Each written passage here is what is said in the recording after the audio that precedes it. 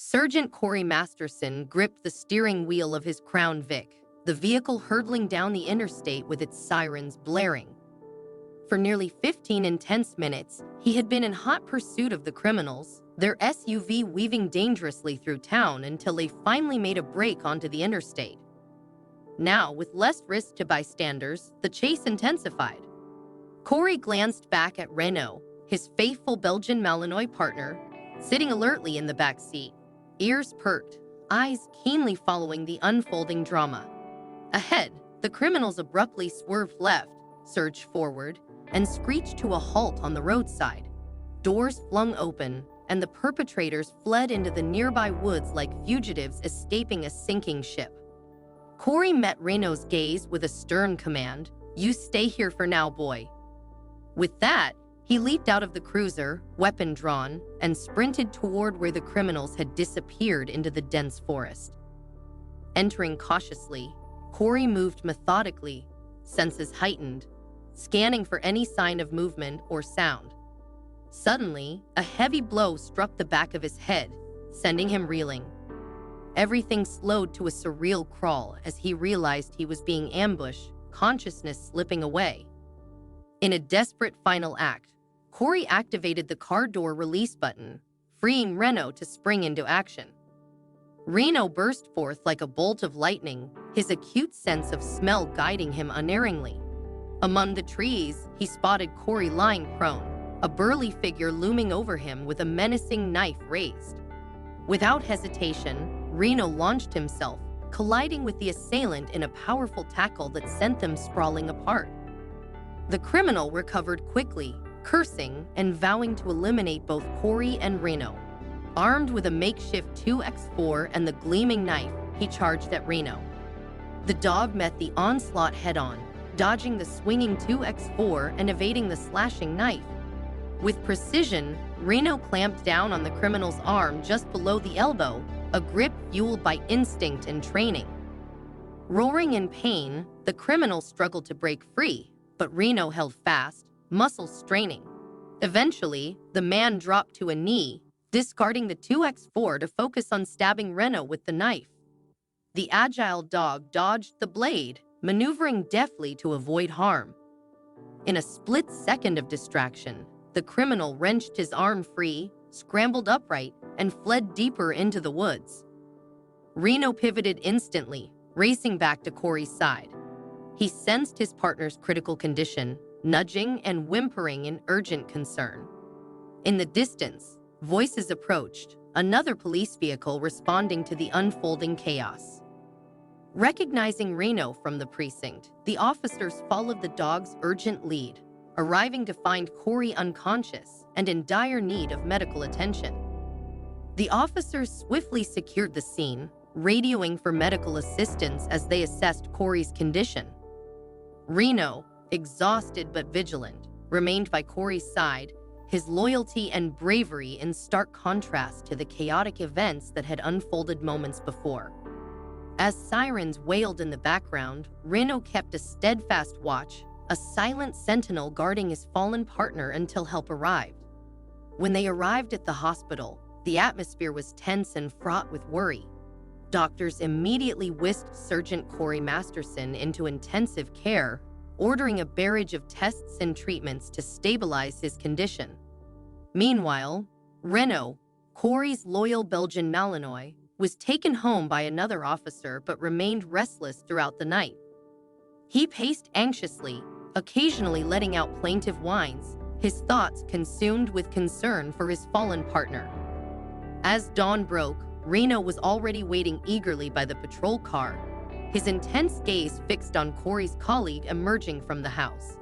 There was only one place Reno needed to be, by Corey's side. At the hospital, the news from the doctor was grim. Corey had sustained a severe skull fracture from the ambush blow, leading to bleeding in his brain. He lay in a coma, his life hanging precariously in the balance. Reno, barred from entering the ICU, lay dejectedly near the emergency room entrance, his senses keenly attuned to any hint of Corey's presence. Each time Corey's colleague emerged from the hospital, Reno would eagerly scan the surroundings, hoping for a glimpse of his friend. But Corey remained out of sight, leaving Reno to tilt his head quizzically at the officer, silently asking, "Where's Corey?" Understanding the unspoken bond between them, the officer opened the car door, and Reno reluctantly climbed into the back seat, tail drooping with worry. 3 agonizing months later, Corey was discharged from the hospital, still comatose, but now in the familiar comfort of his home. The precinct rallied around him, escorting the ambulance to his doorstep. Reno found his place next to Corey's bed, a steadfast presence during the long days and nights of vigil. Then, one Thursday morning at dawn, Reno sensed a shift in the air. Something was different about Corey. With a burst of urgency, Reno bolted from the room and scratched at the caregiver's door.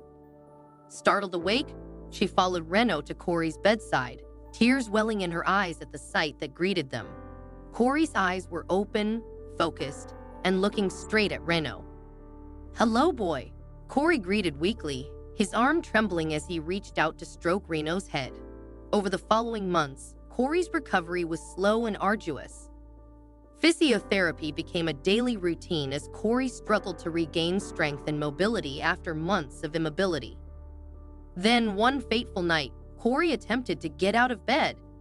Sensing his movement, Reno awoke instantly, ready to assist. But Reno's acute senses detected something amiss, an intangible change in Corey's demeanor. Without warning, Corey's face contorted in pain, his body convulsed, and he collapsed. Reno sprang into action, racing down the hall to summon help. He scratched and barked at the caregiver's door until she emerged, then hurried back to Corey's side. Corey lay trembling, foam gathering at his mouth, his body in the throes of a seizure. The caregiver acted swiftly, supporting Corey's head with a pillow and rolling him onto his side. She checked his vital signs and immediately called for the doctor. When the physician arrived, he examined Corey with a grave expression, exchanging urgent words with the caregiver that filled the room with a sense of sorrow and concern.